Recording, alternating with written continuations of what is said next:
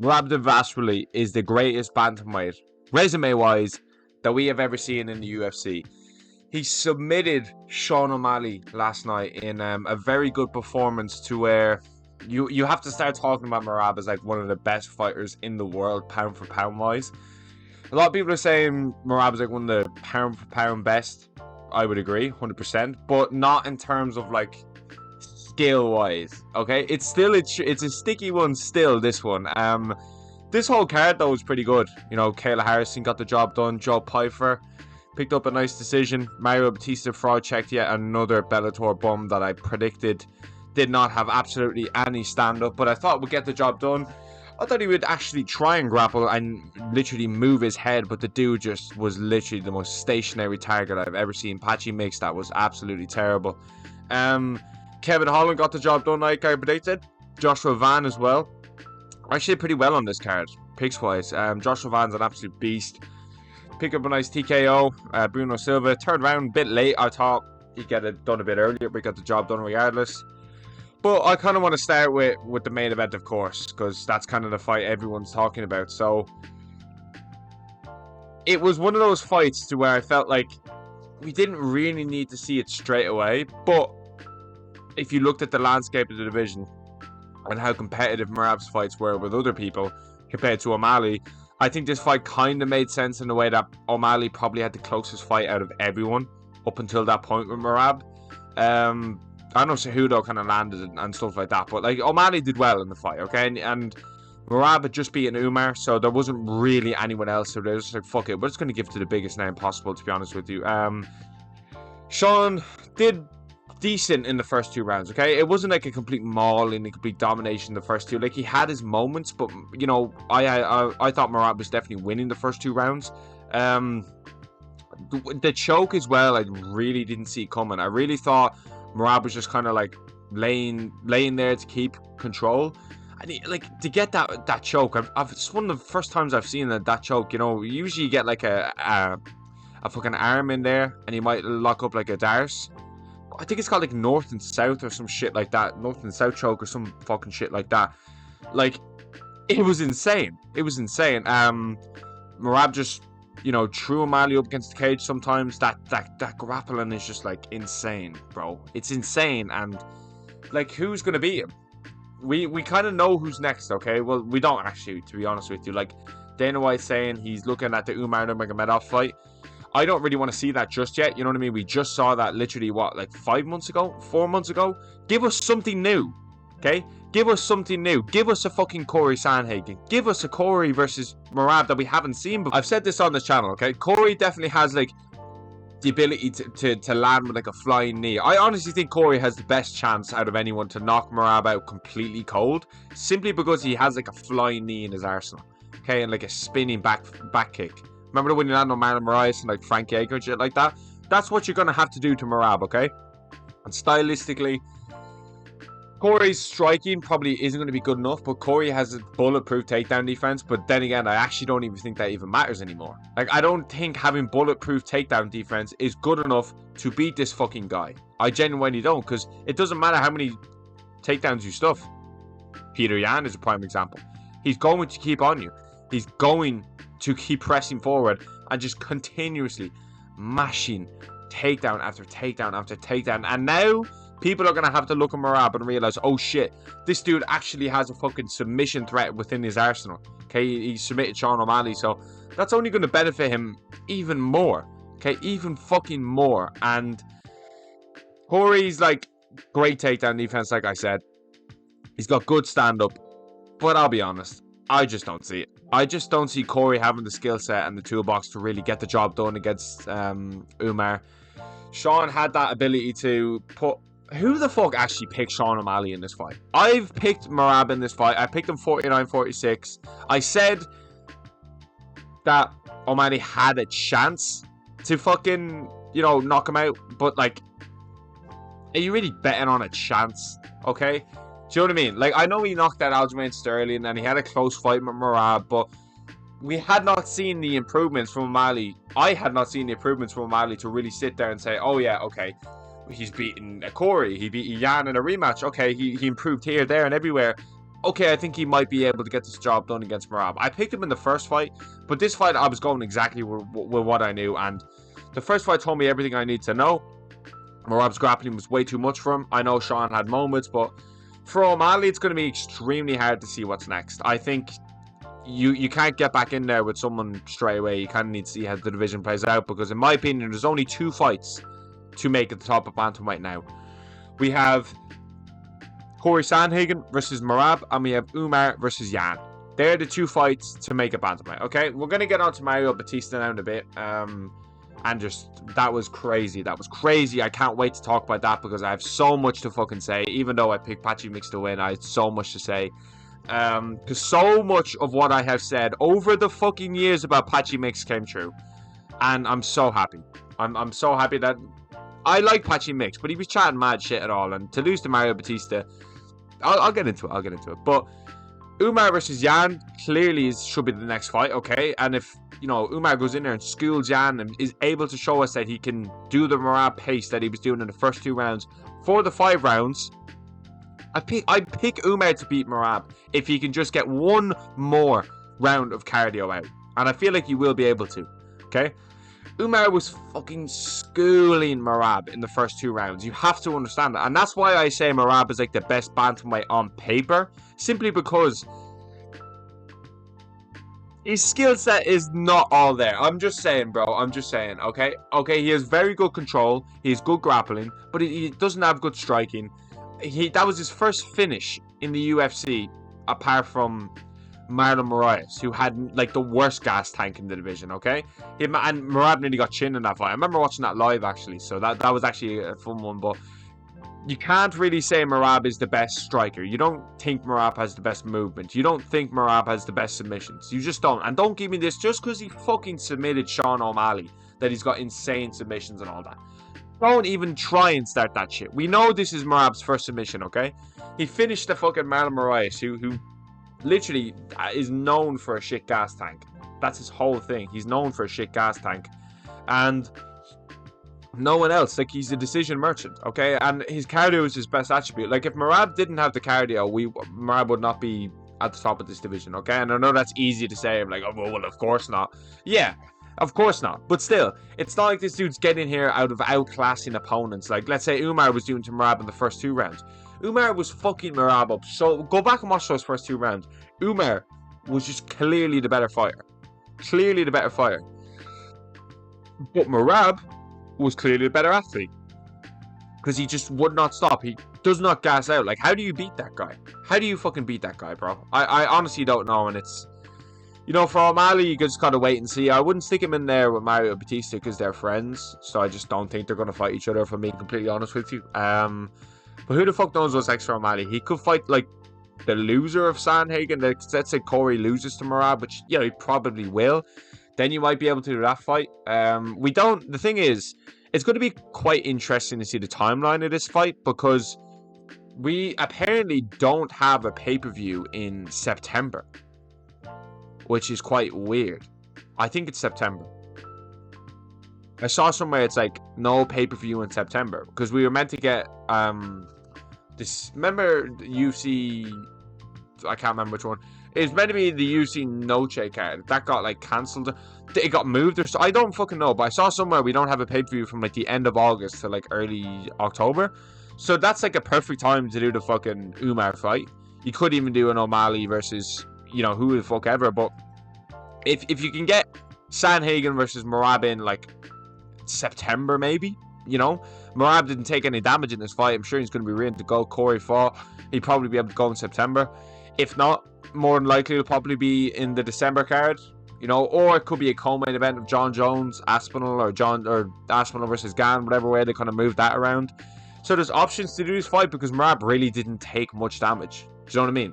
So I don't really see Merab, and he's busy. Merab is busy, and if people remember the good old days of being active, if you didn't take damage, you get right back in there. There wouldn't be a problem with fighting in September. It's just the beginning of June, end of September. You should be ready to go, in my opinion. Especially in a fight you took no damage in and got a nice submission win against O'Malley. But what the fuck do I know? I'm not a UFC fighter.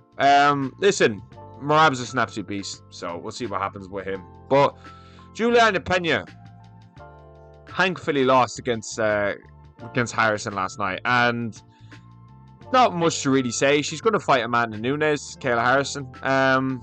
It'd be a good scrap. Like I'm quite hyped for it. Should be a decent one, but Amanda Nunes is the fucking goat. You know what I mean? So I'll be rooting for Amanda Nunes in that fight, simply because she's just the fucking goat. Like, I love Amanda Nunes. She seems like such a G as well.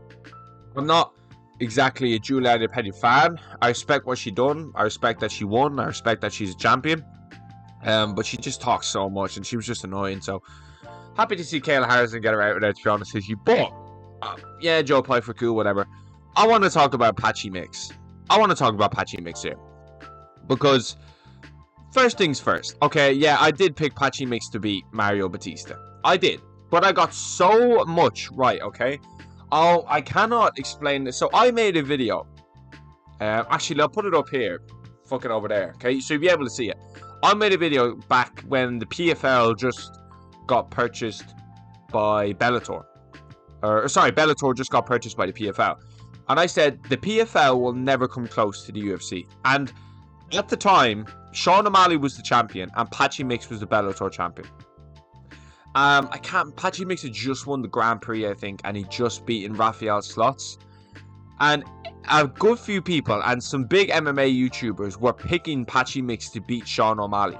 And I literally just remember, go watch it, and I remember saying, this dude has fucking no striking. There's no way he's beating him.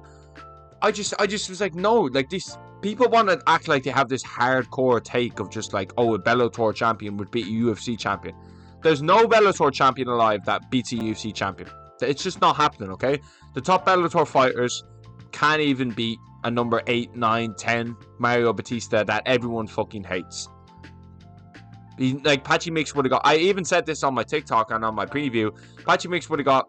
He just has no striking. He's got very good grappling and he's got very good jiu-jitsu, but he just has fucking no striking, man. You cannot be... Like, you just cannot not move your head. Okay? You just can't. Renato Moicano tweeted as well. He was like, these Bellator cans are making UFC fighters seem like world-class boxers. And it's kind of fucking facts. Mario Batista is literally not known for his striking. Like, not even 1%. He didn't need to. He didn't need to use his grappling. He didn't need to use the fact that he just holds people up against the cage. Fucking wins fights that way. He didn't need to use that. Because he knew. He knew this guy, and Patchy Mix just standing there like... That's all he was, just standing there like... Do you know what I mean? Like, fuck me, do something, bro. Literally do something. I've called this for years. Fucking years, man.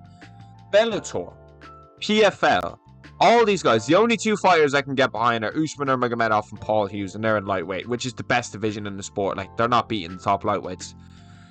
They're the only two I can get behind, say, might do well in the UFC. The rest of them, Johnny Edlin, all of them, bro, they're not going to cut it in the very top of the UFC. The UFC is on top.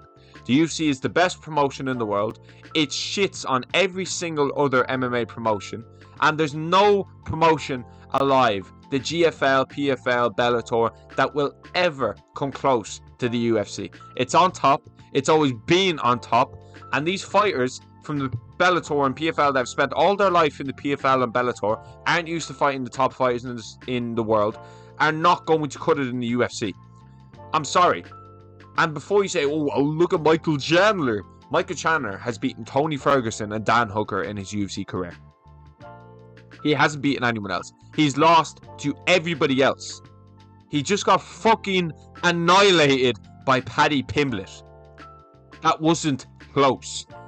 He got fucking murked by Charles Oliveira as well. Tony Ferguson dropped him as well. So don't give me this fucking bullshit about Michael Chandler.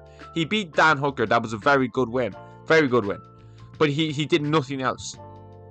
He lost to Charles Oliveira. He lost it twice, actually. He lost to Justin Gaethje. He lost to Dustin Poirier. Getting finished by Dustin Poirier and Charles in their first fight. Getting absolutely fucking annihilated by Paddy Pimblett. These guys are not UFC, they're not as good as UFC fighters. Simple as. Competition's different. The level is different. The stage is different. It's just different.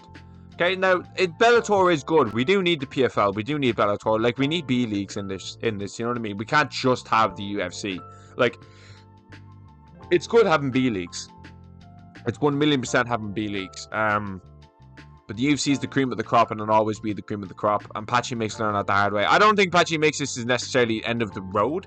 I don't necessarily think this is like his career is completely over. But you're losing to Mario Batista. Now, it was kind of on short notice. You know, I'm pretty sure it was going to be Cheeto fighting Batista. So, you know, Patchy Mix will probably come back, but he needs to take a step in the unranked pool. But Joe Pyfer as well, man. Joe Pyfer, man. Why is Joe Pyfer so angry? Okay, he beat Kelvin Gastelum last night. Kelvin Gastelum's completely finished in the UFC. I don't want to see this mission for gold on his Instagram anymore. But Joe Pyfer just gets mad at fucking everything. I'm like, bro, why are you so angry? I get you're a UFC fighter, cool, but why do you just have to get so pissed at everything? I don't know, but Joe Pyfer seems just like I don't really like Joe Pyfer, to be honest with you. He just gets angry at fucking everything. You say anything to him and he's just like, oh, I'm a UFC fighter, I'll beat the fuck out of you. Great, mate. Yo, fucking congratulations on that. You're a UFC fighter and you beat up people.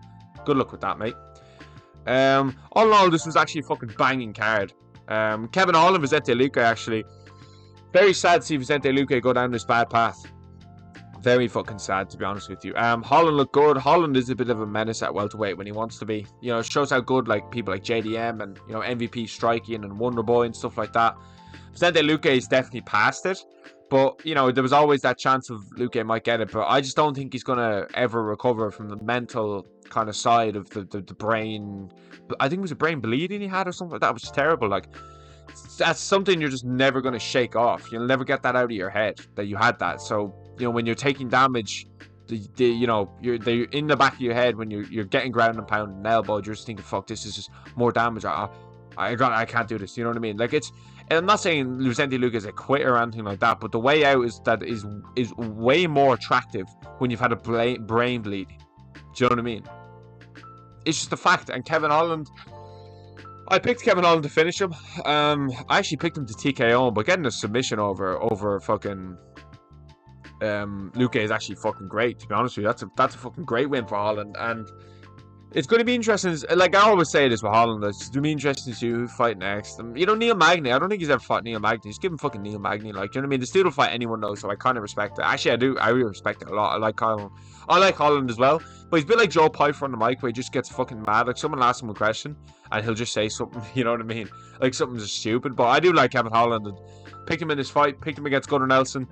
You know, he might go on like a bit spree now and then lose against someone decent, but yeah, man, Vicente Luque, man, it's just sad.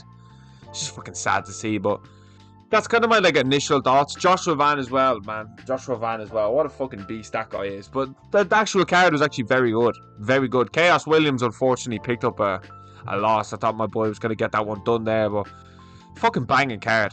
Going to be interesting to see what's next for the bantamweights. It's kind of shit to see O'Malley lose because, you know, he was a big name and now he's kind of just like, I won't say he's finished, but like the hype is just nowhere near as what it was, and it's just never going to be. When he knocked out Aljamain Sterling, that was huge. That was huge.